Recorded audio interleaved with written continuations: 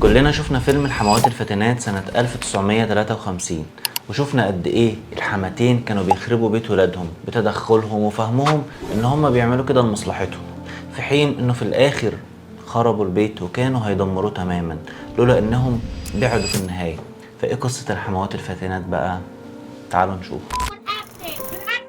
دور كل ام سويه في حياه ولادها، والغريب هنا اننا بنتكلم عن الام لانه قليل قوي ان الاب بيتدخل قد كده، تلاقي الاب كده مكبر دماغه من الواد والعيال والجواز وكله يعني. المهم ان دور الام انها تطلع اولاد وبنات اسوياء نفسيا وسلوكيا، قادرين على تكمله الرحله والمشوار من بعدهم، وانهم يشيلوا اسمهم وينضجوا.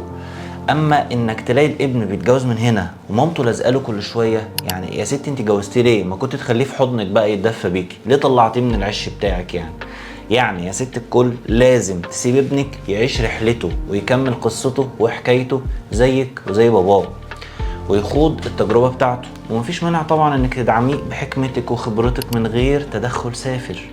انما الحكايات اللي بنسمعها ان الزوج مثلا بيبعت فلوس لمامته ويخليها تبعت هي لمراته، او مش معرف مراته تفاصيل عن شغله ودخله، هو في ايه يا ابني؟ في ايه يا حبيبي؟ في ايه يا بابا؟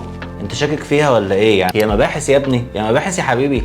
وتلاقي الابن مثلا من النوع المدلل منزوع الشخصيه زي الجمبري كده، منزوع الراس، يعني اللي هو ايه، وحشني الجمبري، فكرنا يا مصطفى نبقى نطلع نتغدى جمبري بعد الحلقه. المهم نلاقي الواد من دول فقد الشخصيه زي اللبن خالي الدسم كده، لا بيهش ولا بينش. اللي هو في ايه يا ابني؟ انت كنت بتتربى على ايه وانت صغير؟ ولا هم ما ركزوش معاك اصلا؟ يا حبيبي لازم يكون ليك شخصيه، حتى لو اهلك بيتدخلوا في حياتكم لازم انت تقف وتعمل حدود للجميع. والدتك ليها حقها وحبها واحترامها، كذلك زوجتك، والا ما تروحوش تخطبوا بقى بنات الناس من بيوت اهلها وخلوا لكم جنبكم. في الناحيه التانيه ممكن الست اللي تخرب بيت بنتها بتدخلها الزياده وحبها لمعرفه كل صغيره وكبيره عن بنتها وعن جوزها، وتقول لها تعمل ايه وتتعامل ازاي، وتشككها في الراجل اللي يا عيني بيبقى طالع عينه بره وراجع هفتان يلاقي ابو جعفر مستنيه. ربنا يجعل كلامنا خفيف عليه، بذنب ما يعرفش عنه حاجه، او بسبب الحموات وقعوا في بعض فيروح يلاقي مراته منكده عليه.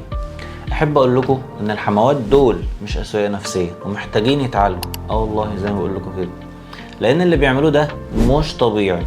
الطبيعي ان هم بيهيئوا اولادهم لتكمله رحلتهم في الحياه ويخلقوا عندهم اعتماد على نفسهم وحب للاستقرار وانشاء بيت، والا هتبقى منتهى الانانيه ان هم يعملوا حياه ويحرموا اولادهم منها. كان معكم دكتور احمد موافي، استشاري الطب النفسي، والى اللقاء.